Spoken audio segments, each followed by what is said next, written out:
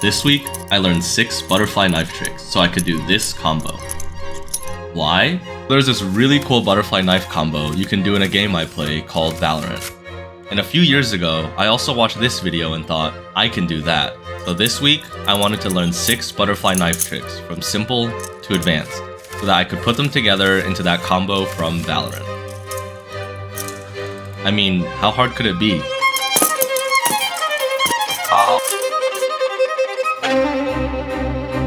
Okay, this part is important, so pay attention because you don't want to end up like this guy. A balisong or butterfly knife has 3 parts: the blade, the safe handle, and the bite handle, with the bite handle being on what would be the sharp side of the blade. But I got a dull knife because I didn't really want to cut my fingers off. On day 1, I started with the easiest move: how to open and close the knife. This is also how the Valorant combo begins. The basic open starts by holding the safe handle and swinging the bite handle over the back of your hand, then rotating the knife to swing the dull end of the blade over your hand again, and finally flipping the blade up to finish the move. When I first started practicing, I decided to just spend a few minutes getting used to the knife by swinging it open and then closed. This became boring pretty quickly, so I started trying the actual move, and it slowly began to make sense. I realized that by relaxing my wrist and grip, the 3 parts would naturally flow into each other. You can also use this move when the knife is open to close it. Okay, 1 move down, many more to go. Next, I moved on to a move called the Y2K, which isn't part of the combo, but is important to learn for 2 other moves that are. The idea behind the Y2K is pretty straightforward. You spin the knife around your thumb and then catch the opposite handle. Then you swing the knife up to finish the move. Although the idea was straightforward, my first attempts were really clunky and I kept dropping the knife. But then I realized this movement was really similar to something else I knew how to do: spinning a pen around my thumb. And just like the pen thumb around, it was all about finding the right position to hold the knife and to let momentum help finish the move. And as I kept practicing, the move got more fluid and more consistent. It's so cool. After learning the Y2K and the basic open, I was starting to get really confident, but I had no idea just how hard the hard moves would be. Anyways, next, I moved on to the Zen rollover, which is just the Y2K with an added move at the end. But unlike the Y2K, the Zen rollover is part of the combo. During the Y2K, you start by holding the bite handle. This means that as the knife swings around your thumb, the blunt end of the blade comes towards your fingers as you finish the move.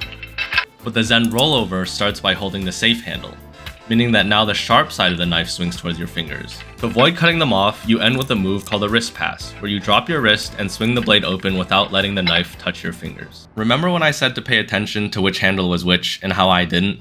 Yeah, at this point I was really confused on which handle I was supposed to hold, so I ended up holding the wrong handle for this entire process.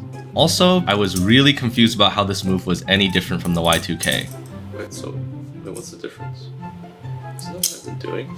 And as my brain activated, I eventually figured out that the wrist pass was a rotation. Oh, I see. Rather than just an upward swing like at the end of the Y2K, and I started to make some progress. But as I practiced, I found it awkward to transition into the wrist pass while sitting down, so I stood up. Now that I was more comfortable, it didn't take long before I got it. I kept at it to make it smoother and faster. Alright, so keep the Y2K and Zen rollover in mind because they come back again later. Halfway there. Not too bad.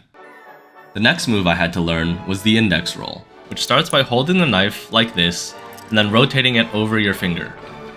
This one was a bit too easy for me, that's not hard. And I got it on my second try. And at this point, I was starting to think I was a genius and that I might be able to get everything done by the end of the day. But like much in life, my stupidity got the better of me because here is where I met my match.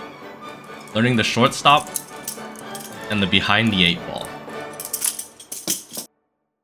I started with the shortstop, which is also how the entire Valorant combo ends. The shortstop consists of 2 parts. The first part is a half orbit, which is like a Y2K, but in the opposite direction. Then, you have to catch the half orbit between your middle and 4th finger and immediately flick the knife up using your ring finger to catch it in a reverse grip. I started learning the half orbit and immediately ran into problems. The knife ended up everywhere other than in my hand. But I kept practicing and I started to figure out a couple of things. It was all about finding the right part of my thumb to swing the knife around and pulling my arm up a little bit to help the knife spin before catching it. The second part of the shortstop makes sense to me now, but didn't on the first day. So this isn't the hardest thing to do. But it's amazing what a good night's sleep can do, and when I woke up the next day, it was easy. Then after combining it with the half orbit, I was able to do a disjointed version of the shortstop. Now I just had to get rid of that pause and put the two parts together. Easy, right? Absolutely not. It turned out to be the hardest part of the entire week. My first idea was to focus on decreasing the pause by trying to start the flick earlier. And after dropping the knife even more, over the next day, it kind of worked, and I got my first shortstop. But it was ugly. And then I couldn't even replicate it. At this point, I was starting to feel pretty hopeless, and that maybe I would just have to do the final combo with a disjointed shortstop. But I was determined. And over the next few days, and finally changing clothes, and dropping the knife even more, I figured out that if you catch the half orbit in this position, the transition into the flick becomes much more fluid. And even though I thought I would never get this move good enough by the end of the week, it eventually became smoother, cleaner, and more consistent. Time to move on to the final move. Also, my knife really didn't like being dropped all those times, and it started getting really loose and squeaky. Anyways, time to move on to the final move. Remember all the way back on day 1 when I got frustrated with the shortstop? This is also when I started to learn the behind the 8 ball, which ended up being my favorite move of the week. The behind the 8 ball is the longest part of the combo, and it was the most confusing trick for me to learn, so stay with me. This is also where we're gonna need the Y2K and Zen rollover. The behind the 8 ball has 3 parts: a half index roll, a Y2K, and a Zen rollover. You start by holding the safe handle and swinging the knife open. Then you insert your index finger between the blade and the safe handle. Next, as you swing the knife closed, you let go and do a half roll around your index finger, which you catch in this OK position. From here, you let the knife drop 90 degrees and then you go directly into a Y2K, which you catch like this with your palm up. From here, you finish the move with a Zen rollover. So in other words, you open the knife, you swing it back around your index finger, roll it around your thumb, and then roll it around your thumb again. I hope that makes sense, because it absolutely didn't for me on the first day, and I could not figure out how to orient the knife at all. So I somehow managed to spend at least an hour learning the end of the first part completely incorrectly, and I was going into the Y2K with my knife backwards. But eventually, I figured it out.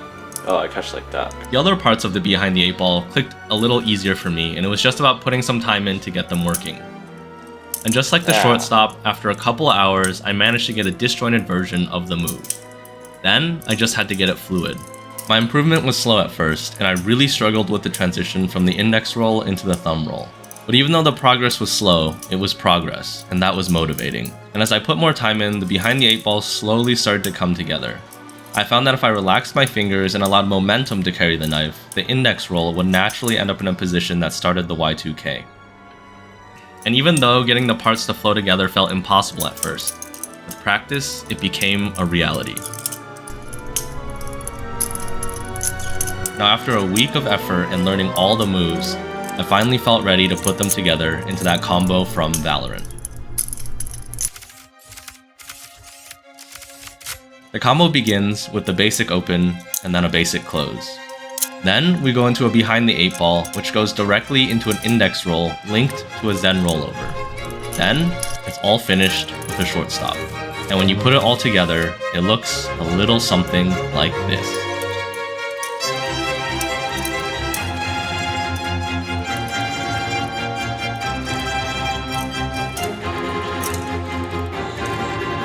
It's amazing what a little bit of practice can do.